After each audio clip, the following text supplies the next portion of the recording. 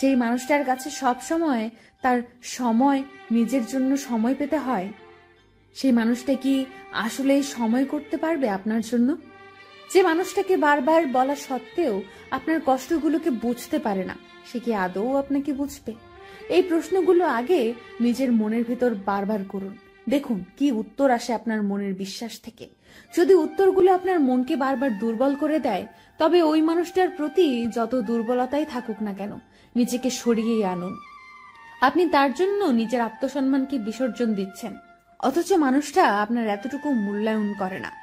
ভালোবাসার মানুষের জন্য হয়তো সবকিছুকে কম্প্রোমাইজ করা যায়, তাই বলে নিজের আত্মসম্মানকে কম্প্রোমাইজ করার ফল কখনোই ভালো হয় না।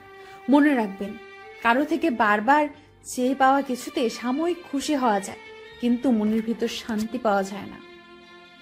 যে সত্যিকারের ভালোবাসে সে কখনো মিথ্যার আড়ালে লুকিয়ে রাখে না। কাছের মানুষগুলো যখন বদলে যায়, নিজেকে তখন পৃথিবীর সবচেয়ে বড় অসহায় মনে হয়। সম্পর্ক কখনো দূরত্বের কারণে শেষ হয় না। সম্পর্ক শেষ হয় অহংকার, অসম্মান, স্বার্থপর আর বিশ্বাসঘাতকতার মাধ্যমে।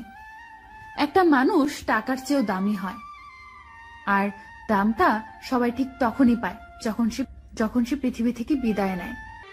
কাউকে চেহারা দেখে সুন্দর বলা ঠিক না, কারণ মানুষ সুন্দর হয় তার মন দিয়ে। কিছু মানুষ কোনোদিন কারো প্রিয় হতে পারে না, যেমন আমি। জীবনে পিছিয়ে পড়া বলতে কিছু নেই। টিকিটের লাইনের শেষ ব্যক্তিটা একসময় কাউন্টারের সামনে পৌঁছে যায়। খুব জানতে ইচ্ছে করে, যার কথা আমার এতবার মনে পড়ে, তার কি আমার কথা একবারের জন্য মনে পড়ে না?